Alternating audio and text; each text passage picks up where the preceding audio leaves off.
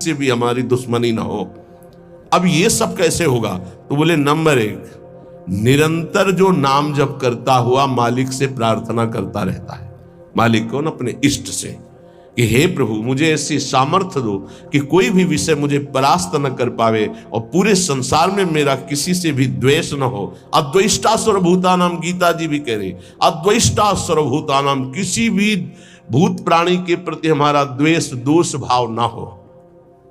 पहला, निरंतर नाम जप और प्रभु से प्रार्थना। इसमें लिखा है मालिक से प्रार्थना, अपने स्वामी श्री हरि से, इष्ट से प्रार्थना कि मुझे ऐसी सामर्थ। प्रार्थना में बहुत सामर्थ्य है।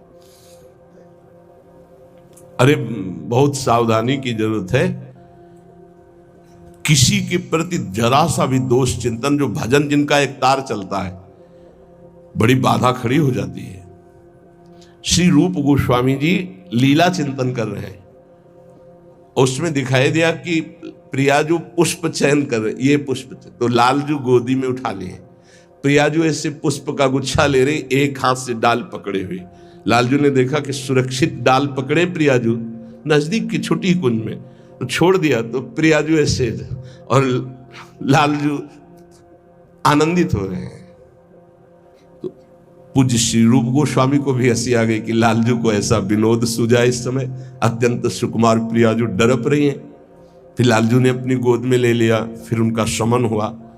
जिस समय वो हंस रहे थे उस समय एक संत जा रहे थे जो लंगड़ा के चलते थे ऐसे ऐसे, और वो ऐसे अर्ध निमीलित नेत्रों में ऐसे हंस रहे थे। उनको दृष्टि गई कि अरे भगवान ने मुझे लंगड़ा बनाया है तो हंस रहे हैं। हम तो समझ रहे थे बहुत बड़े महापुरुष हैं और ये हमारी हंसी कर रहे हैं, ऐसा कैसे हो सकता है? हाँ ना, हमारा प्रारब्ध भोग है ना, हमारा पैर ऐसा है, इसलिए हंसी का पात्र में। बड़े अंदर से दुखी हो गए, चले गए, लीला बंद हो गई उनकी।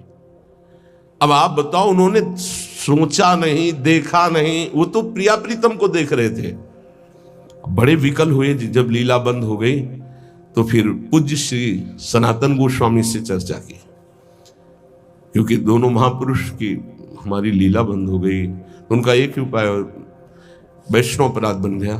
वो वैष्णव अपराध, किसी वैष्णव को अभद्र बोले या दुख पहुंचाए, ऐसा संभव ही नहीं। महाप्रभु चैतन्य देव की कृपा से ऐसा संभव ही नहीं है। कैसे ऐसे?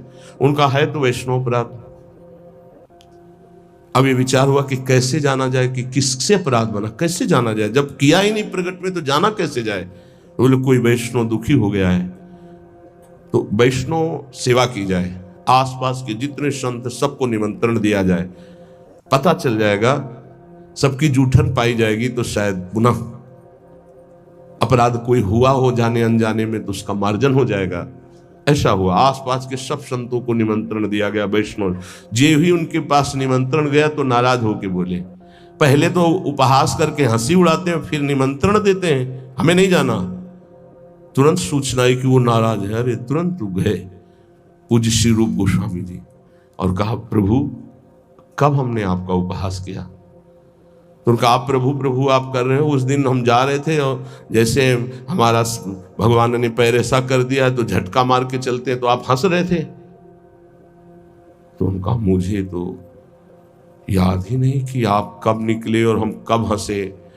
तो उन्होंने समय बताया कि अमुक दिन और समय।